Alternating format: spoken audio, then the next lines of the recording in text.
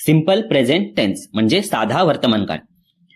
तर या प्रकारात आपण अशा गोष्टी सांगू शकतो की ज्या नेहमी घडतात किंवा नेहमी केल्या जातात. जसं की तो कॉलेजला जातो, मी कामाला जातो, आम्ही कॅरम खेळतो. किंवा यामध्ये आपण अशाही गोष्टी सांगू शकतो की ज्या सत्य आहेत म्हणजे फॅक्ट्स आहेत. जसं की झाडे सावली देतात, सूर्य पूर्वेला उगवतो, पृथ्वी गोल फिरते. तर अशी वाक्य ही या प्रकारामध्ये येतात. तर ही वाक्य इंग्लिशमध्ये कशी लिहितात तर खूप सोपं आहे. यामध्ये क्रियापदाचं पहिलं रूप वापरतात. जसं की आय गो टू ऑफिस म्हणजे मी ऑफिसला जातो. वी वॉच न्यूज म्हणजे आम्ही बातम्या बघतो.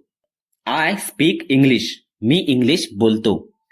आता या काळामध्ये फक्त एक नियम पाळायला लागतो, तो म्हणजे कर्ता जर थर्ड पर्सन सिंग्युलर असेल, म्हणजे थोडक्यात सांगायचं तर कर्ता ही, शी किंवा इट असेल किंवा एखादं नाव असेल, जसं की अजय, शिल्पा, टायगर, एखाद्या वस्तूचं नाव सुद्धा असू शकतं.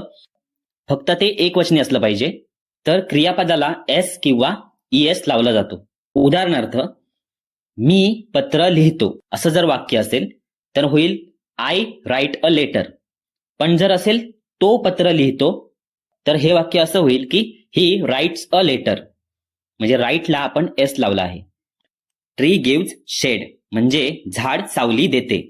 पण जर असं असेल अनेक झाडं असतील तर हे थर्ड पर्सन आहे, पण हे सिंग्युलर नाही म्हणजे एक वचन नाहीये. इथे अनेक झाडांबद्दल बोललं गेलंय, त्याच्यामुळे आपण गिव्हला एस लावणार नाही.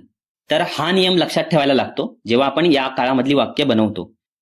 आता अजून काही वाक्य बघूया आपण. आम्ही व्यायाम करतो. We do exercise. राज सर्वांना मदत करतो. राज हेल्प्स ऑल.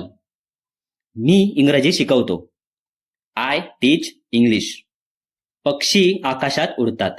अनेक पक्षी आहेत, त्यामुळे birds fly in the sky. वाघ जंगलात राहतो. थर्ड पर्सन आहे आणि सिंग्युलर आहे, त्यामुळे tiger lives in a jungle. आता बघूया की या वाक्यांचं जर नकारार्थी करायचं असेल म्हणजे निगेटिव्ह करायचं असेल तर काय केलं जातं. नकारार्थी करताना सहाय्यकारी क्रियापदाच्या नंतर नॉट लिहिला जातो. तर सहाय्यकारी क्रियापद नसल्यामुळे तिथे आपण डूचा वापर सहाय्यकारी क्रियापद म्हणून करतो. म्हणजे वाक्य आहे आय राईट अ लेटर मी पत्र लिहितो. तर नकारार्थी करताना I do not write a letter किंवा आय डोंट, डू नॉटचा होतो don't. I don't write a letter मी पत्र लिहित नाही. थर्ड पर्सन सिंग्युलर असेल तर डजचा वापर केला जातो. He does not write a letter म्हणजेच he doesn't write a letter तो पत्र लिहित नाही.